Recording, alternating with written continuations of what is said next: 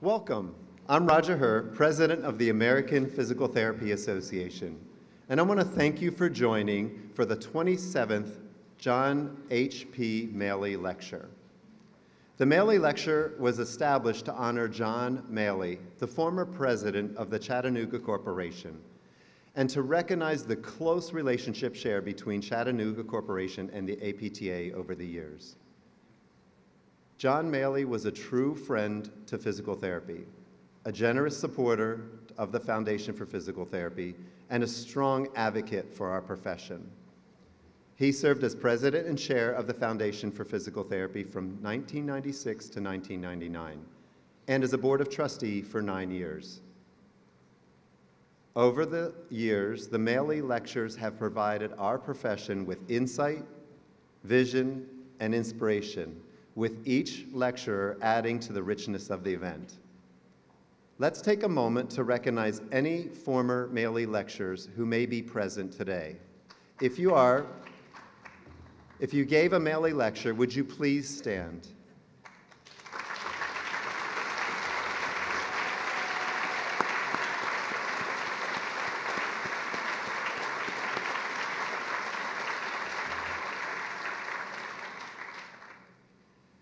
This event, I am pleased to have the honor of introducing John's son, David. Following in his father's footsteps, David has built his career within the rehabilitation industry, and he and his family continue to call Chattanooga home. Previously, David attended the next conference and exposition to introduce the John Maley, the Maley Lecture, and we are delighted to have him here today at our Leadership Congress to introduce this year's lecture. Please join me in welcoming David Maley.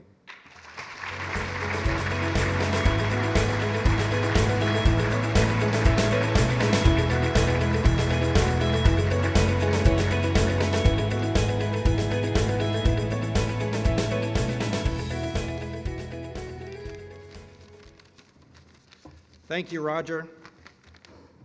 Ladies and gentlemen, welcome to the 27th Annual John H.P. Maley Lecture.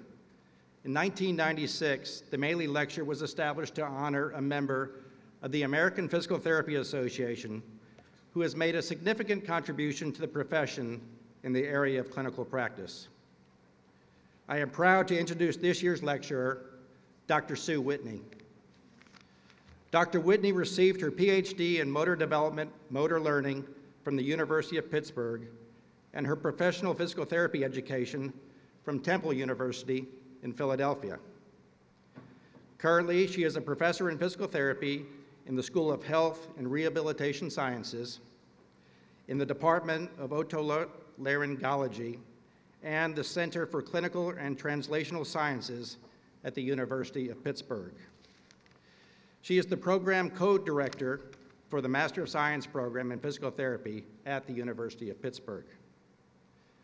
Dr. Whitney is a past president of the Academy of Neurologic Physical Therapy and is the current vice president of the International Neurologic Physical Therapy Association, which is a subgroup of World Physiotherapy.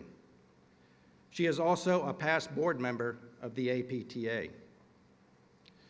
Dr. Whitney has been funded by NIH and the Department of Defense grants to support her work related to balance and vestibular disorders. She is currently funded by 4 Department of Defense grants.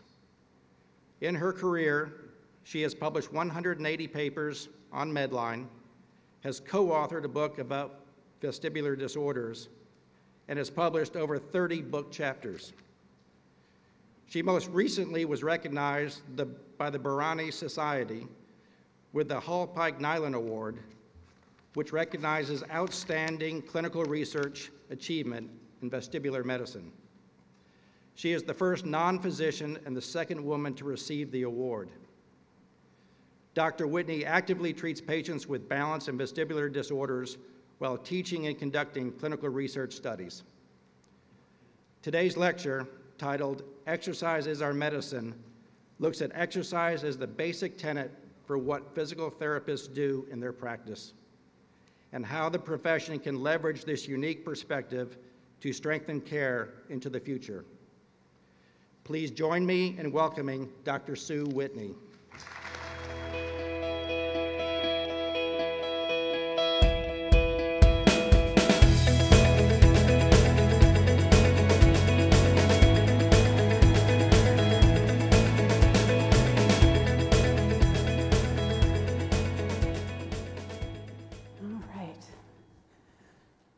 Thank you so much. I am so excited to be able to do this because I consider myself first and foremost a clinician. I treat every Thursday, I enjoy it, and all the studies and work that I've done has really tried to improve practice in the area that I'm most interested in, which is persons with neurologic disorders. So I'm going to talk about exercise and what it is, and I also need to tell you that I have disclosures. One in particular, you'll see a movie that's produced, and I'm on a patent, which I think is so cool that physical therapists are actually on patents now. And that's part of what I'm going to talk about, is that we need to get out of our little scope and we need to think big. And that's what I'm going to talk about for the next 45 minutes here, is for all of you to think a little bit bigger than what you typically might be thinking. So the objectives here of what I want you to actually understand is I want you to be thinking about personalized and precision medicine.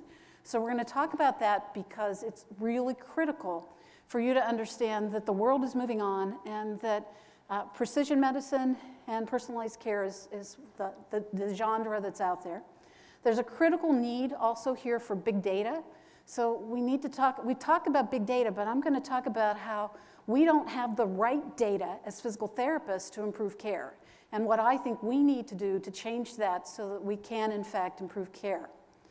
The use of technology, so we're going to talk about technology, some of the things I'm very interested in with technology, and the fact that the intensity of exercise really is critical. Some of you have done research in that area or are thought leaders in this area, but I'm going to talk about that in orthopedics, and I'm going to talk about that in neurology, and also in cardiopulmonary care. So it's way beyond just doing exercises. We have to think differently. So this whole talk really relates to part of the APTA strategic plan. And one of the 4 goals here in the strategic plan for APTA is to elevate the quality of care provided by physical therapists and physical therapist assistants. And that's what we want to really do. I want to make what I do better. And as I've learned more and done additional work in my research, I realize that my care is improved, because I always say if you don't ask, you don't know. So if you don't know that the person has problems with sleep, if you don't know the person has trouble with anxiety, you can't do anything about it. So we have to really look beyond and look at some of the factors that really affect care and what is the secret sauce that we use for our patients, right? We all have our secret sauce. Well, I do this exercise, I do this, and that's what makes my patient better. But what are the ingredients? So I put this little word art together for you to think about. And it's a lot more than just doing PREs, three sets of 10, right? It's how motivated that patient is. It's how fearful that patient is to do the exercise. It's about what their community of support is. Can they do their exercises at home? Is it the fact that they have depression and anxiety? Is that why they're not getting better? And those of you who treat persons with back pain are saying, hey, she's talking to me. That's in my literature, right? Because it's true. Persons who have depression, anxiety, the catastrophizer, they're a challenge to get better. In orthopedics, well, they're a challenge in neurology too. They're a challenge across all patients that we see. And we really need to know more about the frequency and the intensity of the exercises that we prescribe to our patients, right? You hear more and more about motivational interviewing. They talk about that with low back pain. Well, you know what? I use it with my patients who are older adults, right? So there's all these factors that are part of our secret sauce are not part of any particular part of practice. They're part of physical therapist practice and also the work that our physical therapist assistants do. So we need to get our patients moving. So let's think about this related to personalized and precision medicine that are out there that we need to know a lot more about. And that's something I don't hear physical therapists talking enough about. So what are we doing in this area? And what am I talking about? So if you think about the human genome that actually was first written about and sequenced actually in 2003, it's making care more personalized. And what we need to do as physical therapists and physical therapist assistants is not just give everybody that list of exercises that physician might have said that that's what you need to do after my total knee or total hip or whatever, but what is the best exercise and the best prescription for your particular patient. So it needs to be personalized. There need to be targeted therapies. And I put this in because of the the DEI initiatives we all have here at APTA, that if you look at the data, it says 95.8% of genome-wide association studies only include Europeans. So we're not even studying the right people here, the total mix of the population here in the United States to actually work with some of these genomic studies. And if you look here at Ralph Snyderman, who's, to me, he's just a genius. If you get a chance to listen to any of his talks, he's so smart. He's down south there. He's at Duke University, and he talks about healthcare, personalized and customized care. He talks about precise care focused on the individual, that medicine is not going to be all done in your PT clinic anymore. And if you think they're all going to keep coming to you after this pandemic, you're out of your mind, all right? It is changing. The world has moved on, so we have to figure out how we're going to fit with this new world, right? And we also have to think about where. So like I said, it's not always going to be in the doctor's office. We need to really think and focus on the patients participating with us and setting up the exercise program. And there's some things I'm going to talk about related to crowdsourcing that I'll give you an example in just a minute. So again, with precision medicine, we're focusing on the identifying and addressing causative factors. And we as physical therapists need to start to think about, with exercise, what are the causative factors for why our patients are not moving well? We need to think about the consumer with participation and really get the consumer much more involved in our exercise programs. And there are these really cool studies that are out there about crowdsourcing. So those cell phones are amazing. So in Sweden, they did a study. It was awesome. And what they did was they actually they know that I took CPR, and I passed it 2 weeks ago, so I can continue to treat, all right? So I passed CPR, and if I'm in Sweden and somebody has an MI or a cardiac event that's down the hall, they're going to text me and say, Sue Whitney, there's somebody who needs your help down the hall. That's how medicine is changing. And if you think, oh, I'm not going to do anything with apps, and I don't like the computer, well, you might as well hang up your shingle, baby, because it's way past that. I look every day. Every day I'm checking how many steps I took, all right? I bet there's a lot of you in the room that do the same thing, right? How am I doing today? Whoop, I didn't move enough. That's not good, right? I've already talked to some people in healthcare systems, and one of the things we've talked about is if the patients will allow, having the systems actually notify the person or check on them if their steps change. If they used to do 2,000 steps a day and they're an older adult, and they started doing 50 or 100 steps on a certain day, healthcare systems should give them a call. So those kinds of things are going to change how medicine goes. And in terms of disease prediction, we need to better understand with disease here and genes the specific disease the person may get. So we're going to see that happen, certainly in our lifetimes, and pretty soon, that you're likely to get Alzheimer's disease, or you're likely to get degenerative arthritis. And what are we as physical therapists going to do to try and remediate that, or make it not happen, right? Because we maybe change their exercise program or ask them to maybe not do so many weight-bearing activities, whatever. So what we have to think about is, with disease prediction, it can allow the physician and us as the physical therapy community to initiate preventative interventions before the disease presents itself in the patient. That's where I think we really need to go. So, oops, there we go. So precision medicine and physical therapy, my son is a computational biologist, and I said, can you give me some ideas of what physical therapists, where's the literature related to physical therapy with precision medicine? And what he talked about, if you look on the right there, related to what's happening, there's genetic risks related now to early onset Alzheimer's disease. People were wearing the wearables. You've all seen that. They actually have the devices that Apple sells, those Apple Watches. You fall down the hill, somebody finds you, right? We're going to be doing that. They're going to be notifying us, and you're going to be able to track how many falls the person's actually had in their home and in their community. Persons with MS, they're working on actually doing precision medicine-related subtyping based on your MRI. There are molecular biomarkers associated with kind of the increased efficacy of strength training in persons with chronic kidney disease. And he also gave me an example of molecular markers in long COVID. Things are changing very, very rapidly here today. So Dr. Snyderman talks about the genome plus what he calls the exosome times time equals health and disease. And if you look at the bottom there, that's what we can work with as physical therapists. We can talk about lifestyle and diet. We can talk about psychological factors, or at least be aware of those things. The endogenous surfaces, what can affect your internal biology. So these are things that everybody's talking about, but I don't hear enough about it here in the United States.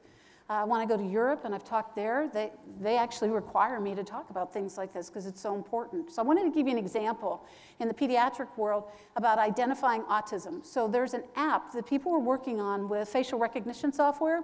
And in that app, what they're trying to determine is based on your facial expression, do you have autism? All right? And if you can identify that earlier, you may actually be able to help with preventing developmental delays as a physical therapist. And artificial intelligence, I'm using it right now. I'm certainly not artificially intelligent. I work with really smart people, all right, who are much smarter than me, but what they're doing is they're taking my brain and trying to put it into a machine to make decisions about patient exercise. So artificial intelligence may decrease cost over time. It can predict the length of hospitalization in some people.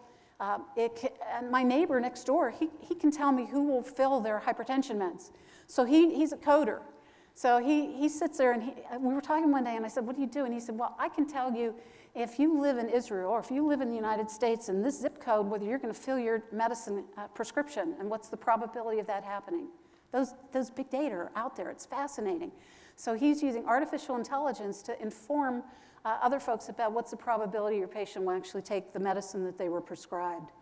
And what I've been paid for by the Department of Defense, our team, is to actually develop artificial intelligence to figure out an exercise program for the Department of Defense, which I think is really wonderful because there's too many people that have concussion in our military.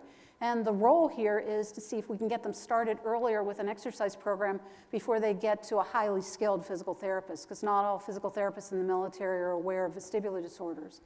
So this is the Veritas project that we're working on here. And with this project, we're actually using IMUs. So those are the little picture, or the little things that she's wearing on her head and the other parts of her body there. And what we're getting a sense of is what's her balance like when she does about 10 or 15 different activities.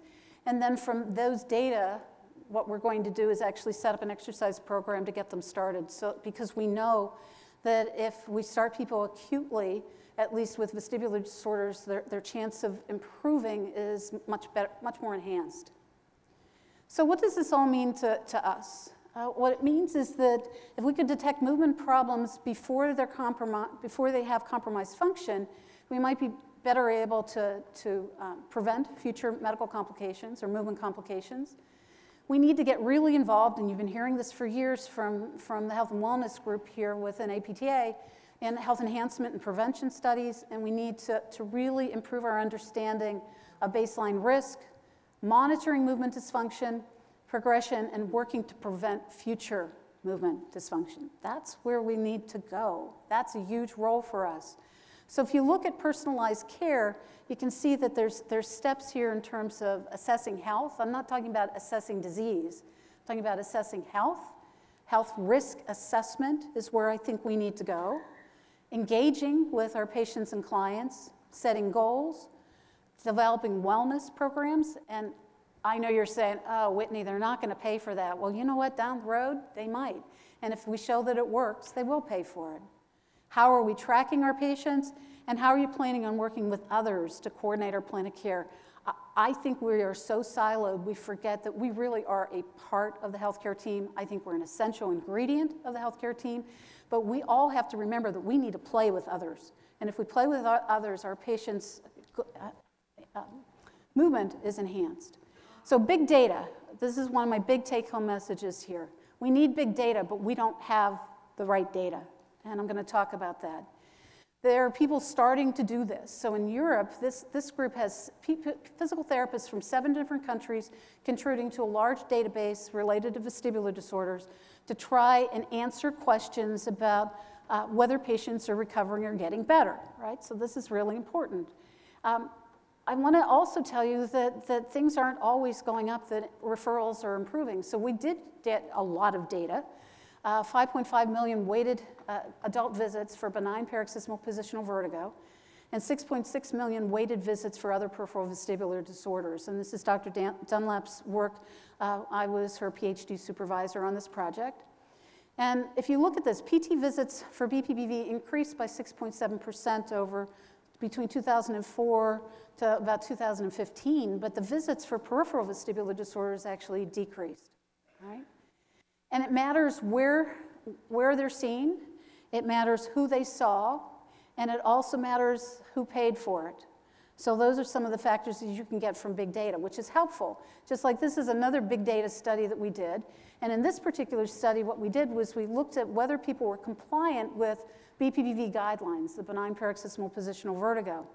And what we found was that if you look on the far right, and I can't show you on a pointer, but the internists over years, on the horizontal axis it's years, and on the vertical axis it's percentage compliance. We looked to see how many of them stopped ordering MRIs, which are a waste of money and time, and how many of them stopped ordering medicine, which is also a waste of time and money, which are both written in the guideline.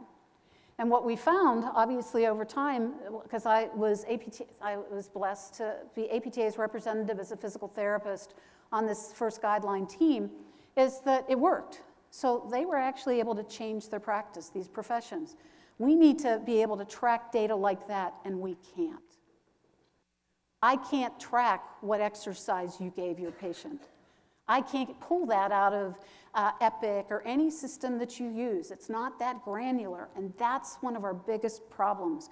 And one of my biggest take-home messages here is that we've got to change that, because we've got to find out what the secret sauce is. And we can't get into it because we don't have access to that information from the chart.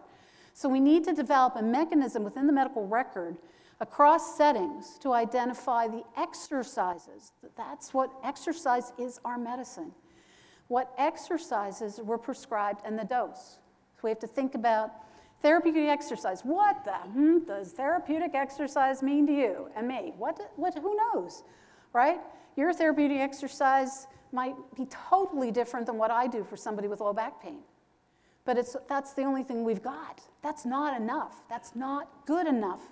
If we can figure out what it is that makes your patient get better and my patient not get better, and we can look at those data, then I can say that's what we all need to be doing. And we can't do that now.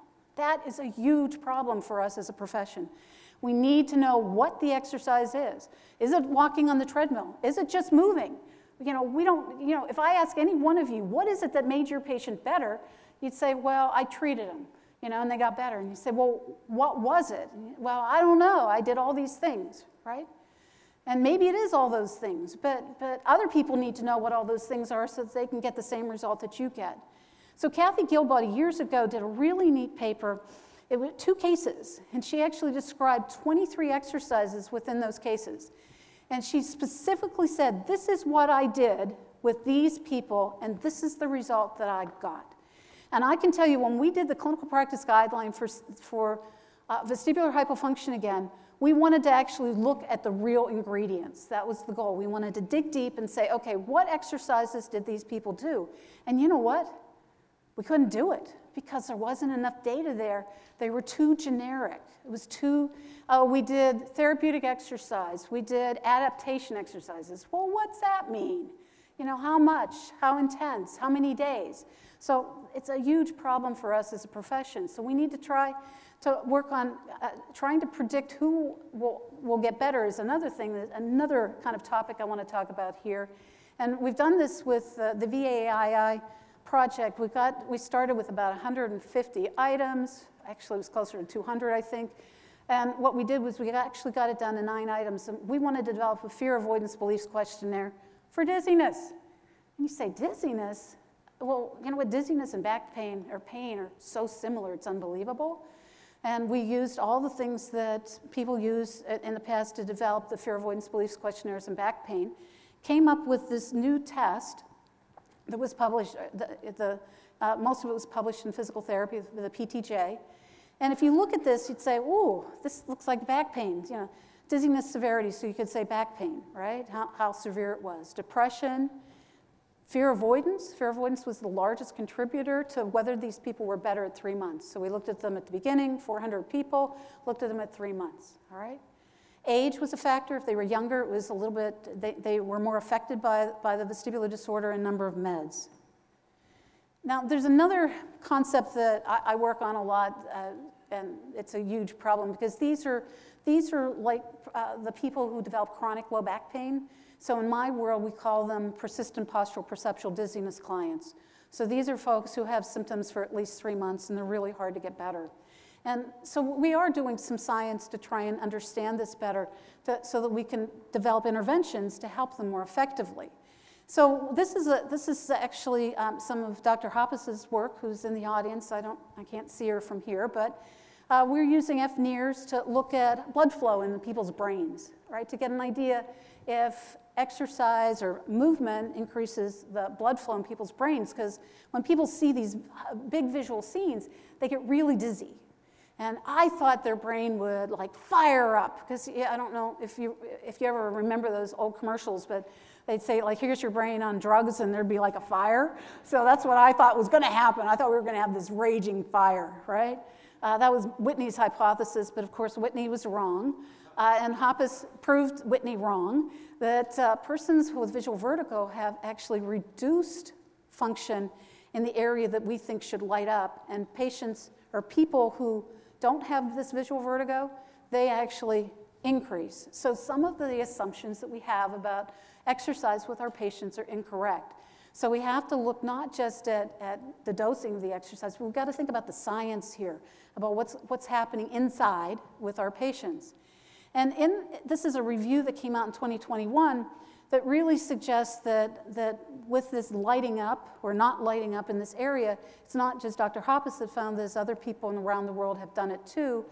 And because of this, we actually think there's hypervigilance, and people's brains actually, their morphology is different, and that's one of the reasons why they behave differently when they have dizziness, and my guess is it's probably the same with back pain, but I don't know that literature.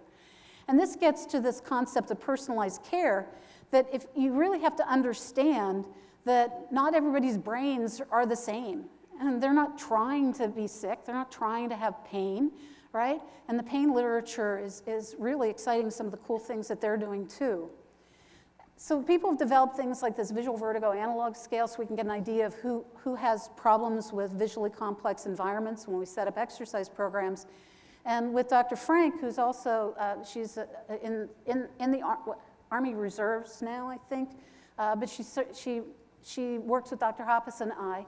And what we did was we took some data we had at Pitt, and we looked at what we're trying to do is get more granular, because in the past, Susan Herdman we're very good friends, but she really straightens me out sometimes and gets me on the right path. And she said, so you collect all this huge data, but like, you gotta get like more specific, right? So just like in low back, you can't treat, if you have low back pain, they're not all the same. There's a lot of different factors that affect whether these people get better. And at least with diagnoses, what we did was we looked at that scale, this visual vertigo analog scale, and tried to figure out if it was different by diagnoses, and it is.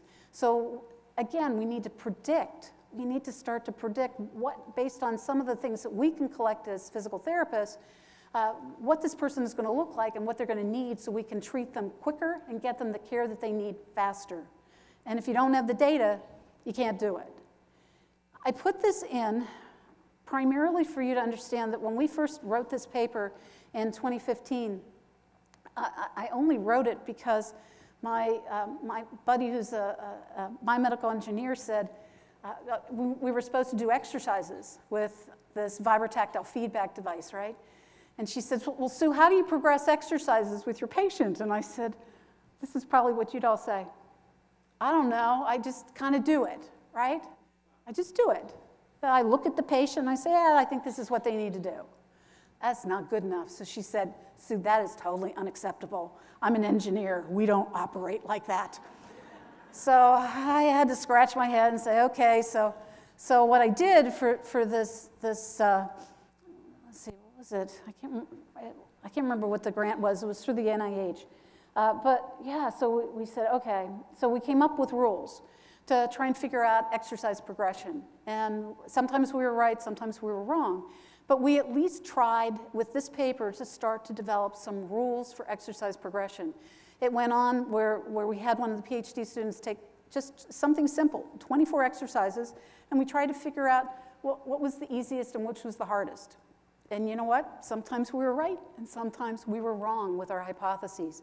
So we have to really study exercise. That's what we give almost every patient that we see. But we don't study exercise enough to know how to even progress the exercise effectively. That's really critical. I went on and did a study recently where I surveyed 10 military physical therapists and 20 non-military physical therapists in terms of exercise progression. And they were all over the place. They saw the same patient on the video. They had to make the same decision. They had to say, keep it the same, make it harder, or easier. And you know what? They don't all agree. They're not anywhere close. And that's not good. They all saw the same data. They all saw the same patients, and a lot of them made very different decisions. And what I'm trying to figure out is how are they making their decisions, and how can we get the ones who really consistently make the decisions, how can we get them to actually be the model so that others can think in a similar fashion? And if you look at that, if you did that combination of exercise I just showed you, you come up with a couple thousand potential exercises. That's part of the problem too. We've got too many ingredients. Physicians may have like 5 drugs that might work for a certain problem. We have tons of options, and but we've got to come with some core rules for all of us so that we can provide better care to the patients that we serve.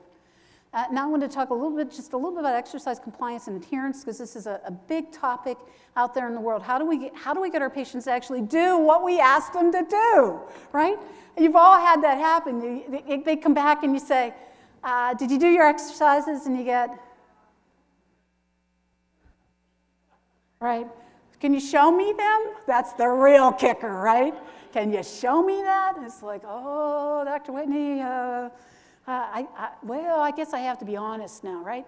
So part of this thing is we really need to figure out are they doing what we ask them to do, and how do we work with them to get them to understand that some of these things might actually help, that buy-in. So up to 50% of all medicine isn't taken as prescribed, and 20 to 30% of scripts aren't even filled. I guarantee we're no better than that. Probably worse, all right? And in terms of compliance and adherence is really what you want to be thinking about, and that's getting the patient involved. That's where, especially in the back pain literature, we talk about the motivational interviewing, getting people to really buy in and understand why they're doing what they're doing, right? So in my world, which is in working with persons with dizziness, there's strong evidence that a written home exercise program works, that recording, this is really a neat study because we need to start looking at what are the factors that get people to actually do what we ask them to do, right?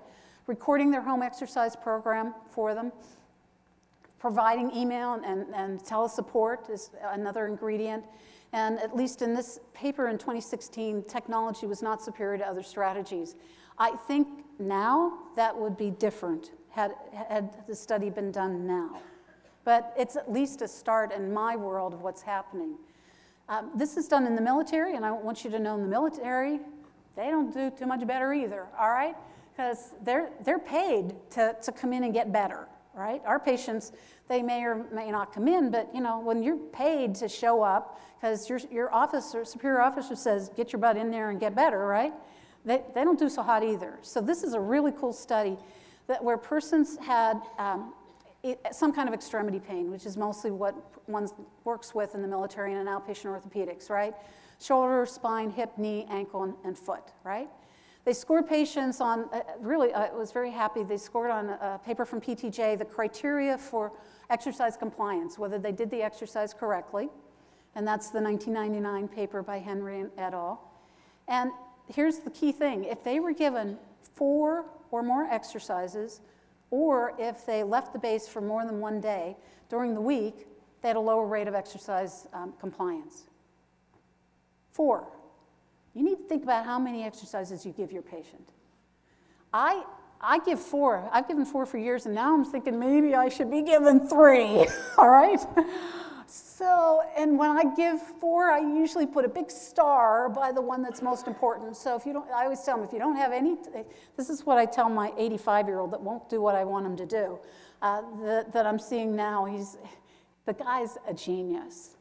He's an MIT PhD, and I just can't get him to get there. He's much happier reading than doing exercise. But what I do is I star and say, if you don't have any time this week, this is the one exercise I want you to do. So we've got to figure out how to make sure that people do what we ask them to do, if you really believe that that's going to get them better quicker. And timing does make a difference. So I wanted to talk about vestibular disorders and also back pain. So in this particular study, Lacour he's actually in Marseille, really nice guy. He's actually a vestibular basic scientist. He's not a PT. And what he's shown is that in this particular, you'd have to look at it for me to kind of get big into it because I can't show you, but if you look on the left, there's one bar that goes up and to the right. And in that particular case, what it's showing is that if they come in and get started between 0 to 2 weeks, their VOR gain is much higher. And VOR gain is a good thing to have. So when your VOR gain is higher, you feel better and you function better. So acuity makes a difference in my world. And there's data also that says that acuity, especially with low back pain, it makes a big difference too. So if you get in quicker, right, you get better faster, and you end up with less chronic symptoms. We need to get the word out about these things, that acuity does make a difference. And these clinical practice guidelines that APTA supported, and did support this with the Academy of Neurology, a neurologic PT, we're trying to produce some rules with this to improve care, which I think is really important for all of us to do. But realize that not all rules apply to all people, okay? So you don't want to just take it as a recipe and only do that, because that's not going to work either. But they're supposed to give us some general guidelines, all right? And people around the world are doing some neat things. This is a project I had the honor to be involved with the Baroness Society, which is an interdisciplinary group of people who practice vestibular medicine. And with this, what we're actually doing is we're developing ways to teach physical therapists and physicians to diagnose and manage people with vestibular disorders and provide teaching materials for people around the globe so that care can be improved. So that's another way that we can hopefully improve care through working together with others. And I want to talk just a little bit about technology here. What's going to happen is I'm going to show a movie. There'll be a little bit of a lead time.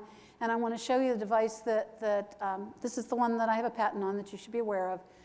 But I want to show you this, and then I'm going to show you some patient data related to this. So this is sponsored by the U.S. Medical Research and Material Command, and they paid for this work, and I think this kind of thing, whether this works or something else, patients in the future of vestibular is our or post-concussion therapy frequently complain of vertigo, gaze instability, motion intolerance, and other symptoms consistent with peripheral or central vestibular pathology. Home exercise programs are an integral part of vestibular rehabilitation to promote symptom improvement in patients. A major component of these exercises is the adaptation of the vestibulo-ocular reflex and habituation training. Presently, there is no way to track if patients do the home exercise program or if they do the exercises correctly. In partnership with the U.S. Army Medical Research Program and Material Command, Intelligent Automation Inc. has developed VestAid, a mobile application designed to provide feedback to the physical therapist and patient about their performance. Used at home or in the clinic, physical therapists can easily adapt the exercise program to meet the needs of the patient. Short video files teach patients how to perform their exercises. These movies can be reviewed at any time to help patients who are having difficulty performing their prescription. Using head and eye motion capture, the physical therapist is provided with precise information about the patient's gaze targeting, head speed compliance, and a recording of their performance. Before and after the exercise, the patient provides symptom ratings to help gauge exercise changes. A gamified reward system has been developed to incentivize patients to adhere to their prescription and improve exercise compliance. For more information about VestAid, contact Dr. Susan Whitney or Dr. Brooke Klatt. So this cloud-based system actually can give you an idea in time. When they're working at home, you can actually check and see how they're doing, and you can modify their exercise programs. This is something that I think is very exciting. So I'm going to show you some data, a story of two patients. So what they were asked to do in our study was to look at a target, move their head to the left and right at 80 beats per minute, seated, all right? And this is part of the take-home message too. If you take a look at this, the data at the top is patient 1, and they're looking at a blank screen with a little X. And then if you look at the second patient, what you'll see is they're looking at the yellow and white stripes with the X. Can you see that, I'm sorry, this is the same patient, different exercise, I apologize.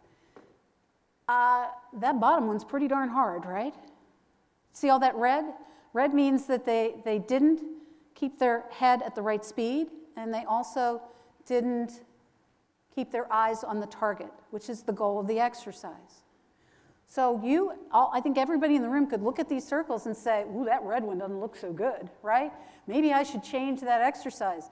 But if I don't see that patient for another week, I'm not going to know that. And if I don't see those data, I'm not probably going to know that either to make that clinical decision. So when we have better data, we can make better decisions about getting wounded warriors back to work, civilians back to work quicker. And in terms of which way to go, for this particular patient, does one exercise fit all? I hope to goodness you say no. Even if you never did this exercise in your life, you can see that that person did not do too well on the second exercise there. And we've got to figure out how to get people better faster with our exercise program.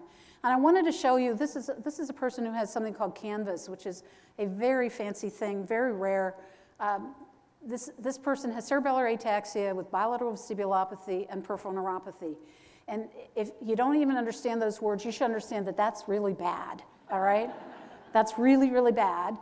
And look at all the red at the top. So that's visit 1, when he saw Dr. Cassidy in our lab. And you see all that red for eye and gaze compliance. And on visit 7, can you see the green? We can say now that PTs can help. The only thing he's done the entire time since he started with care was do physical therapy. We can say that he can actually keep his eyes on the target better. And if I'd shown you his videos, you definitely would agree that this guy walks a lot better. So having greater evidence like this related to our exercise prescription is helpful. So we need to develop predictive physical therapy algorithms, who needs help and who doesn't. We need to start to think about using artificial intelligence in our patients. Physicians are using it now. They're using it to help them make diagnoses.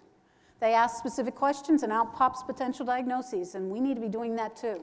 What's their movement problem? What are the key questions that we need to probe?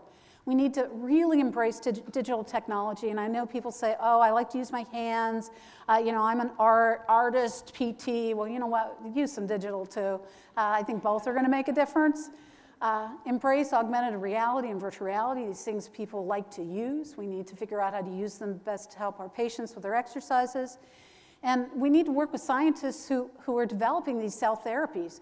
And that's what Alia Arguari is one of my former PhD students. She met these people who stick the stem cells in, and she's smart. This is in Jordan. She met them and she said, you know what, can I come over and play with you? And she's now doing a project where she's seeing if physical therapy actually augments the cell therapies, and that's what we should be doing. And she's doing this in persons living with MS.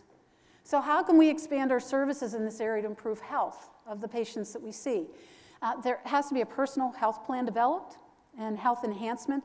That the APTA supports the Health and Wellness Council, and we need to really get those guys to help all of us provide better care with our patients. And we need to think about developing wellness programs, provide traditional services, and also develop some community-based services. And the last big concept that I want to talk about is intensity. We do not have our patients work hard enough, okay? We do not. And we have to change that. That is a bad thing. Oh, I might hurt them. Oh, well, you know what? People do get hurt when they exercise. They get sore. That's what I tell my 90-year-olds. You got sore when you're 20, you're going to get sore when you're 90, all right? Intensity matters. So ratings of perceived difficulty of exercise is a key ingredient to your exercise program. You need to think about what it is, how hard is that? Are we having our patients work hard enough? And George is in the building, and he's getting an award tonight as a fellow, but Dr. Hornby, who's also a Pitt grad, was the first author here on the clinical practice guidelines the American Academy of Neurologic PT came out with that says that intensity matters with persons with chronic stroke, incomplete spinal cord injury, and brain injury. And look at this, look at what I put in red there. It says aerobic or moderate to high intensity walking training programs that are greater than 60% of the heart rate reserve or 70% heart rate max is what people should be working at. This is in people who are stroke survivors. What are we doing with these people that aren't stroke survivors? Not working them hard enough is Whitney's rule. So with low back pain, it's a small study, but it still was cool to me. They looked at the dosage of aerobic exercise in people with low back pain, and what they found was that the group who did the aerobic exercise and worked harder got better faster. The Department of Defense actually funded us to look at the intensity of vestibular exercises, and hopefully it's a nice randomized trial. And we're hoping to actually have the answer about vestibular exercises. If we have them work harder, do they get better faster? We should all be doing this. Margaret Shankman, many of you know Margaret Shankman, is brilliant. She's got a great group of people working on persons with Parkinson's disease and found that high intensity training helps with people with Parkinson's disease. It also helps with older people. There's improvements in physical fitness, muscle power, and I had to put the cardiopulmonary folks in there. They were my friends when I was a board member. Cardiovascular fitness, okay? So we can help people's hearts. That's a good thing. So we need to make our patients work harder. We need to connect with others. We need to work together with other professions to improve the well-being of our patients. We can't do it all on our own.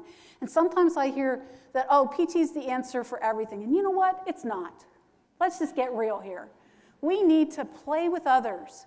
That's part of who we are. We're a healthcare team, and that's what's going to maximally help our patients get better. So I have a few take-home messages here.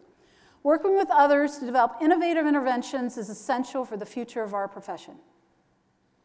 Technology may help to improve patient adherence. People like games. They like to have feedback. How am I doing? Playing against other people. That's what drives a lot of people to exercise. That's what drives me when I get my feedback on my steps. Like, oh, Sue, loser day. Got to do more, right? And then I get mad when I don't turn on the machine. I don't have my numbers, right? Be specific in what you document, and we've got to change. APTA's got to help us with this. We've got to figure out how we can develop a document. The registry, there's not enough people in the registry for us to answer those kind of questions.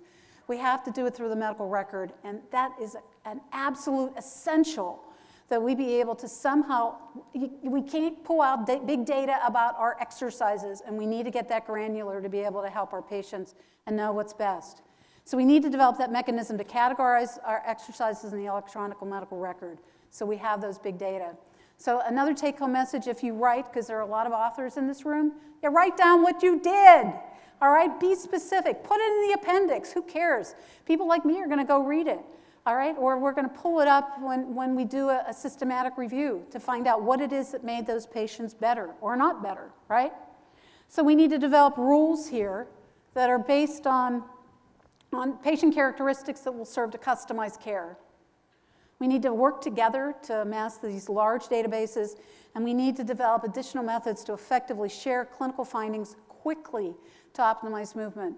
We need to think about developing some kind of system, for example, that's like the low back world in PT. And you go there once a week, and it has all the data and says, this is the newest in low back pain, or whatever you're interested in. One place to go, because busy clinicians, they can't be digging through all this stuff. You know, find one place that I can look and see the most recent data that can help me deliver better care. And I want to leave you with this. Our profession must constantly adapt, and I love this saying by Charles Darwin. It's not the strongest of the species that survives, but rather the one that's most responsive to change. We have to change.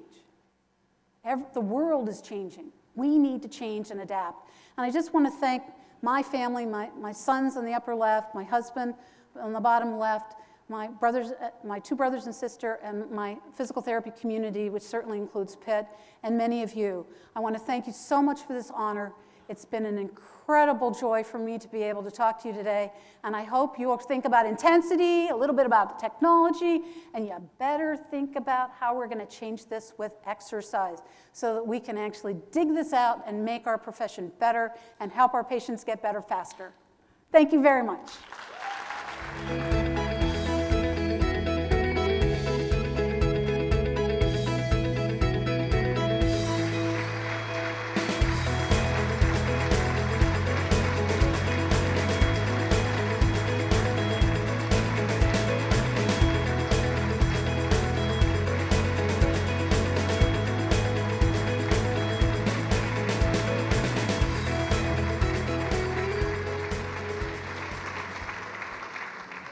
Sue, thank you for your amazing lecture and sharing your pearls with us.